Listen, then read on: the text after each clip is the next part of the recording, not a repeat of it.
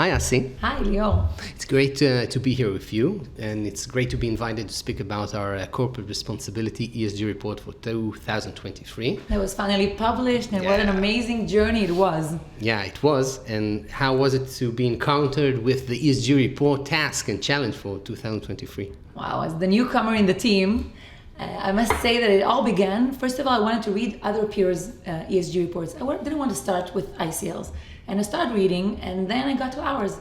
And actually, I wasn't in awe, because on one hand, we do amazing things. So many things. We care about the environment, we care about the society. And it was really, I was thrilled to read about it. But on the other hand, it was massive amounts of data. Actually, it was really hard to process all the data. And I thought, for me, as a newcomer, it's if I need to read it for the first time, it's too much to process. I think so. I think last year we had an amazing work done, but a lot of data we tried to convey to the different stakeholders. And I think one of the big challenges was to see how we can put all this data together to be accessible and very transparent way, but still very understandable about what ICL is all about without being too much exhaustive. So. I totally agree, because it's like when I read about it, I thought it's not just a report, it's a story. It's ICL's story, it's our company's story. We're a mineral company, we have so much to tell, but you need to know how to tell the story. And I thought, wow, this is a story that everybody needs to read. You know, our candidates, our employees, our suppliers, all our stakeholders, as you mentioned. And that's how we thought about, trying to tackle it. And we thought about this new structure or new way to define it. We call it the we dare, we care, and the we share. So actually what's this all about? Sounds exciting, right? It's about us. It's about ICL. The we dare is like to show what a company is all about. We're daring, we're innovative, just to show what we do and where we are and stuff like that. The we care is to show that although we're in the industry, we care about it with the society, we care about the environment, we do all these things related to we need to show how we conduct our businesses in a respectful and accountable way. And I think that's very important to our stakeholders, but also to us as a company to see that we are on track and on line with the best practices there are. So that actually you're correct, was the accountability that was important for us. That's why we had the third part. We had the we share, because as you mentioned, we need to be accountable, we need to be transparent, and we wanted to share. So we have their indicators and indexes and what we want to share with all our stakeholders, as you mentioned. So that was the beginning. Wow, so it's a lot of data, and I think the three parts of we dare, we care, and we share put it all in line, the way of the storytelling to be concluded. But still, we need to figure out. We did have a challenge, because even if we have a streamline, we still need to decide what is included in the report. So this is an opportunity actually to explain what kind of process we had set in the. And I think the materiality assessment we've done was to take all our external and internal stakeholders, and to put in also considerations regarding the different reporting standards, international reporting standards that they are, and ESG reporting agencies and firms, and to understand what. So they have they're like external companies that have lists that just mention what needs to be included, what kind of data needs to be included. Exactly. Those are external objectives, a firm that actually says, okay, the ESG realm has to be with a framework of different kind of disclosures that are relevant to the stakeholders to read about. So we've done that. We try to disclose what we can, but it's not only to disclose. So you disclose everything. You cannot pick. You cannot cherry pick the things you want to mention. Exactly. It's a list. It's a must list. Exactly. So after doing those materiality assessments that we've done, we decided. So in the materiality assessments, we actually asked. We went to all the stakeholders and asked them, what do you want to hear? What interests you to be in the report? Yes. Also, also that did it accordingly. And I think the end result is something that would be very much accessible and engaging to our different stakeholders.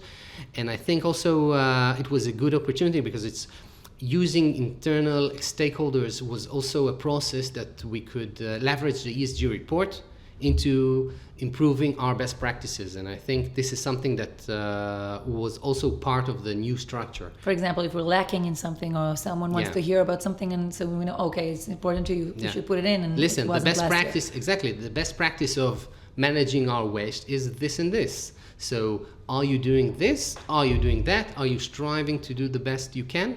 And if not, it's a great opportunity to put in place goals or commit to doing a process. And I think that's actually what we did on the next level, because I think that first we understood it's a story, and we have this we have the streamline.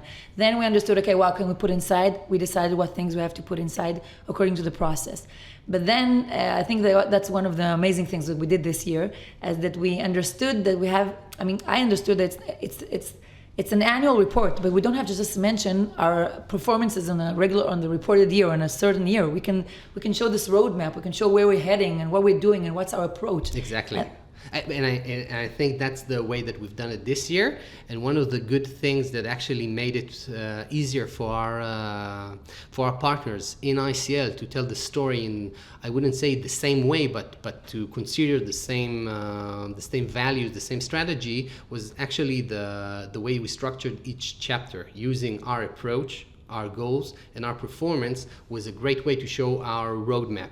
Yeah, so it was a certain structure that was repetitive in every chapter on every ESG topic. So the reader knows what he's looking for, and I think it was. You remember at the beginning, not everybody liked it in the company because they were afraid. There were concerns. Yeah. They thought it's a challenge, and we had to tell them, what are you worried about? You have an approach. You have an approach for this topic, and we read last year's report, and we showed them there was an approach, and they had long-term targets, but it was splattered all around, and it made them write it in a certain way, and they suddenly saw. For me, it was one of the amazing experiences too. They were at the beginning they were afraid, and then they saw they were the one writing it, and yeah. And I think it's a good opportunity to say thanks to more than 100 employees at ICL. Thank you. Email sent afterwards, really showing our gratitude for the great work that they all of them were gathering information and gathering data and writing chapters themselves. It's like because it's a company story, it has to do with so many divisions. It's amazing, and we had to we sent the thank you note to over 100 employees. It was amazing. So I really think the structure helped. Every person that was actually engaged with the report to see the same storytelling that we need to do in each chapter. And I think one of the things that gave us the edge and brought our ESG report to the next level was actually the marketing. It was amazing because I agree with you, because it's not just what you put in the report, it's how you read it and how you focus what you see. And I think that the marketing in this year, I think it's the first time they're doing all the report, and they took us the report 5 steps forward because it was more engaging, and they're so creative. Everything looks great.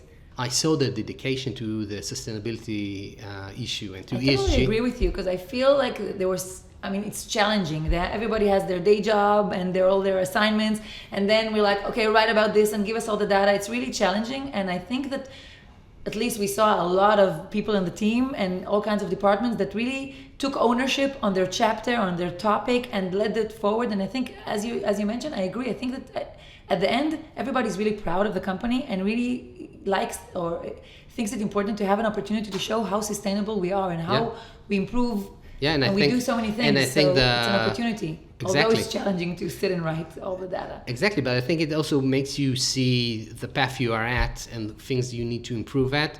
At the end, you really want, as an employee, to work in a company that does positive impact to the world. And I think this report also is gives us the opportunity to showcase what we're doing. If I need to begin, so I'll choose 2 from the environmental realms.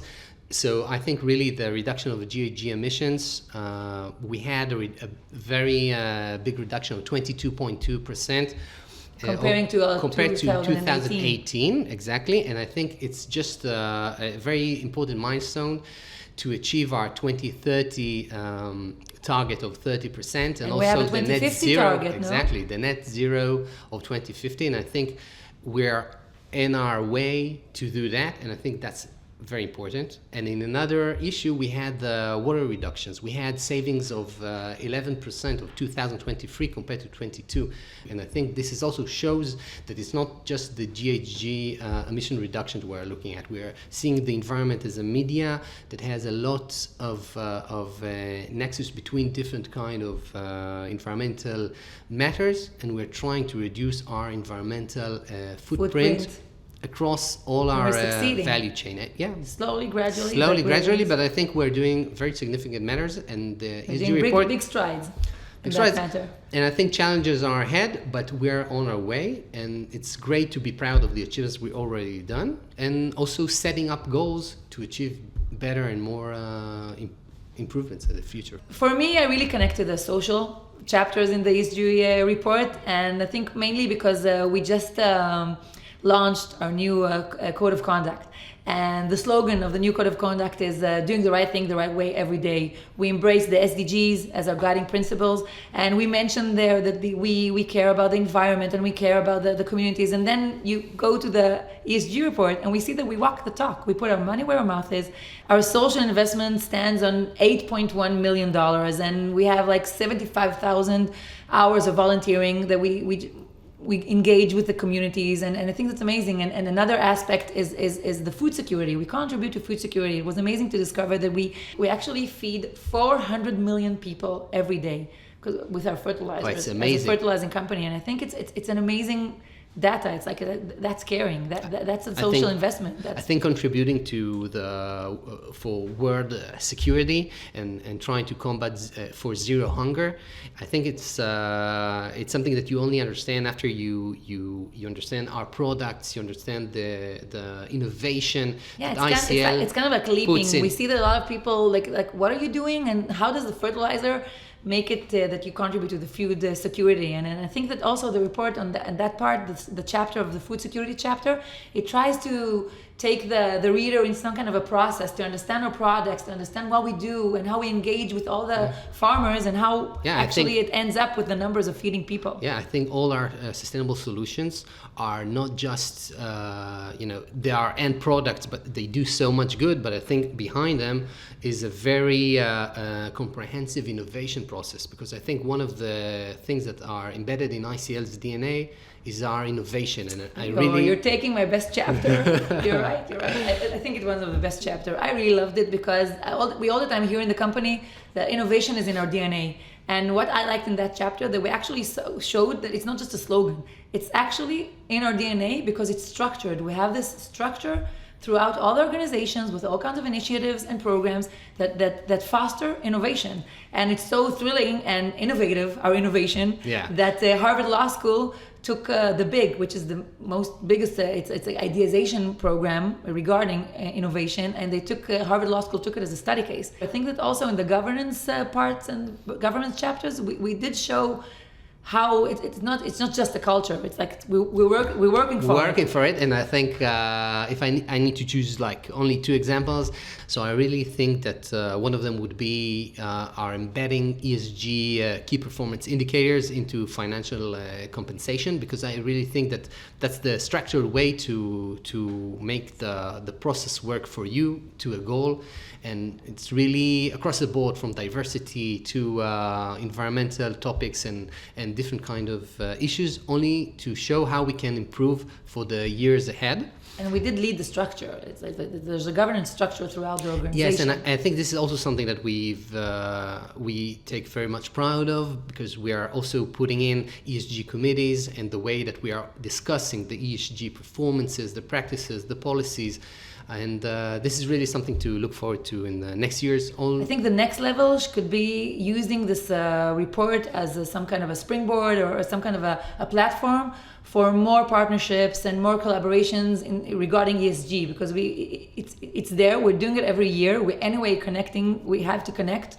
And it can be a great platform to even level up. And we're starting tomorrow to work on the new ESG report. Yesterday on the new ESG report. But actually, it was also great talking about it. Yeah. Just to stop for a second and to see what we did, and it was great. We can talk forever about the ESG. Just to convey our feelings about it, because we are very proud about it.